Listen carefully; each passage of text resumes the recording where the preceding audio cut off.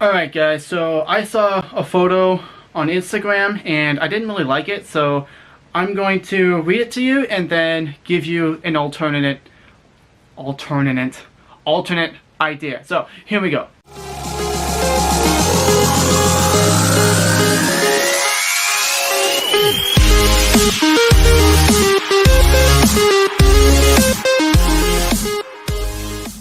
This is about Halloween, by the way. It says, "We do not celebrate Halloween. The only trick is the devil, the only treat is Jesus, and if you want to be saved, ring the bell. Thanks." Yeah, that's weak. That's really weak. In terms of actually generating gospel conversations and getting people saved, I think that's a pretty weak effort. Mainly because the way that that sign is going to be interpreted by most people, unfortunately, is that you're just an arrogant Christian who doesn't care about them. That sign doesn't do anything to build a bond, a relationship, or let people know that you care about them. It's just you don't care about the Halloween and you don't want to be bothered. But if you want to learn about the religion, then just ring the bell. That's so... We could do way better than that, alright? So here's my idea of what we should be doing instead on Halloween. Here's the thing. Okay, so regardless of the reason, Halloween is like one of the only nights during the year where literally hundreds of people could be walking up to your house expecting something, and it's socially acceptable. How can you not take advantage of that? You have people coming to your door to you. Okay, half the job is done for you. You don't have to go out and look for gospel conversations or go on the street and preach to people. People are already coming to you. You have such an immense opportunity to get people with the gospel. Why not take advantage of it? Okay, so here's what you do. I have an idea. You actually decorate your house with Christian items, okay? You put a big cross on your front door.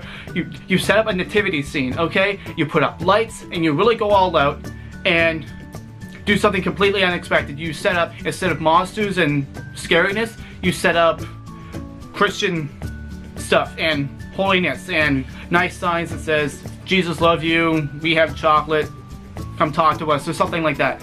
And here's the thing. And then you sit out there with a Bible in one hand and a bucket of candy in the other, and you wait for people to come to you and ask you questions about why you decorated your house this way. What's going to happen is these people are going to be, one, confused by what you're doing, and they're going to want to know why, and then you will be able to tell them why. And in that moment, you'll have a teaching moment to spread the gospel.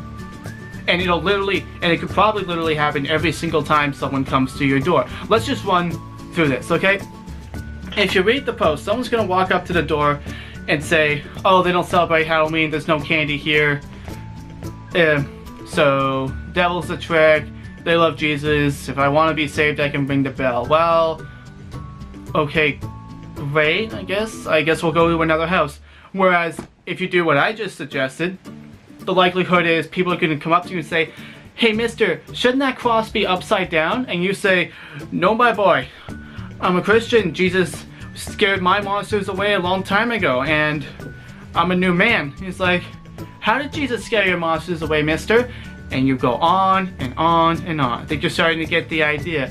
It's like, "Hey dude, why do you have a nativity scene? It's not Christmas, it's Halloween. Rushing things a little, aren't you?" And you're like, "Yeah man, I personally am not all that into Halloween, but I want to be here for you guys. I want to do something unexpected, give you candy, and give you an opportunity to know more about me and what I believe. And so, I'm just here to talk with you guys, just spend time with you. Pull up a chair, you want to talk to me, that's cool." You see what I'm saying? You have so much more opportunity if you just put in a little effort and set up. And I know people would be saying, "Well, it's a spiritual battle and it's an evil night." It's like, well, it's not like there's any more demons in the air than there were the night before or the night after. Like, I'm pretty sure Satan's out in full force every single day. The only difference is, and here's the thing, you got the Holy Spirit of God in you, and you're working with Jesus Christ, trying to do the Great Commission. You got angels at every single corner of your property. The demons can't do nothing to you. They can only stand on the sidewalk in horror as the children that they're trying to deceive and distract walk up to you and have you give them plant little seeds of the gospel in them, and dare I say, risk giving their life to Jesus. Okay, that's the scariest thing you could do to the devil on Halloween. You hijack the thing and you turn it against him. The demons can't do nothing to you when you're sitting on your doorstep with the Bible, ready to give the gospel to anyone who comes to your door, and the devil is going to be kicking himself all night long because he's the one who created the holiday and sent the people to your door in the first place. Okay, it's all about mentality, guys. Okay, here's the thing. When you read this post, the devil is going to look at that picture and it's going to say, yeah, I'm not worried about that because nothing's going to happen. People are going to think they're arrogant. They may not be, but people are going to think they are. No one's going to ring the doorbell because they want candy and they're going to go to the next house. Nothing is going to happen as a result of that picture. I don't need to be afraid of that, Christian. But here's the thing.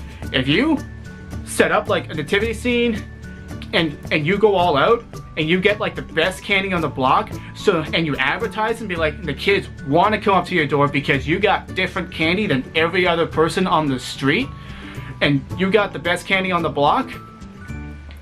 There's yeah, here's how it is. The mentality is completely different. Oh, Satan, you got a Halloween holiday going? Well, I'm not too interested in that. Oh wait, what? You got people coming to my door? Oh, Satan, you should not have done that. That big mistake. Yeah, I can see it in your eyes. You know, you done goofed because yeah, I'm totally gonna give the gospel to them, and I'm gonna go all out and get the best candy. So they're gonna have to come. So they're gonna want to come to me.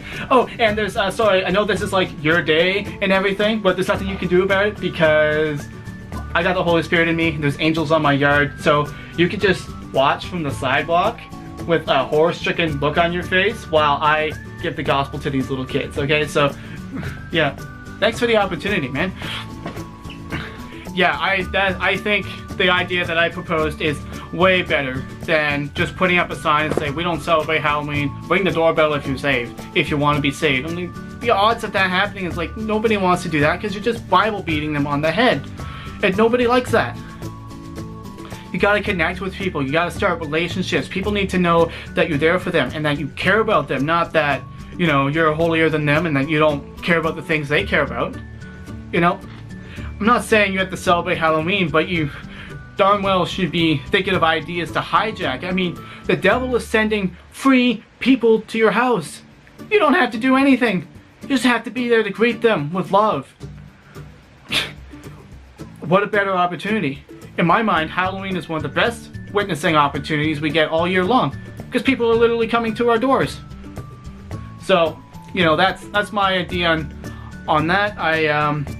I think that picture is just is a result of a lack of vision, lack of creative thinking. I think we as Christians can do so much more. We can do so much more damage to Satan if we would just think outside the box and get out of our heads and traditions and stuff like that. And you know what, let's just be real for a minute. I admit, I could be wrong on this. I could be missing something, but you know what? It's a risk I'm willing to take. I'm willing to get my boots dirty a little bit because I don't want to miss a chance to give the gospel to people. I got the grace of God on my side. I'm constantly learning. He's constantly teaching me, and you know what? If I slip up, I slip up, but I will not let an opportunity go by to witness to people if they're coming to my door. That's the last thing I want, because that could be one of the greatest regrets of my life when I get to heaven and have God tell me that I could have given the gospel to someone who never would have heard it otherwise if only I had opened my door on Halloween night, greeted people with a smile, and not been so hung up about the traditions that it's based on, or you know what I mean? Like, it's just, that's a regret I don't want to have. So I'm willing to take the risk, open my doors, and suffer not the little children to come to me, no matter what the devil is celebrating. Because here's the thing, every single day is a day that the Lord has made, no matter what Satan is doing on that day. We have the authority because we're on God's side, and He made every single day that we have, no matter what Satan does. So Halloween is still a day that the Lord has made, and we have every right to step out and spread the gospel just as much as we do on every other day. In fact, even more so, because frankly, Satan has shot himself in the foot because he's sending people straight to our door. And I think that's something we need to take advantage of, and I think we just need to be thinking more outside the box. So that's all for me. As always, thank you for... That's all for me. Thank you so much for watching. Like and subscribe. I do this all the time. I'm talking about Christianity, thinking outside the box, how to get the gospel to people, and I will see you next time.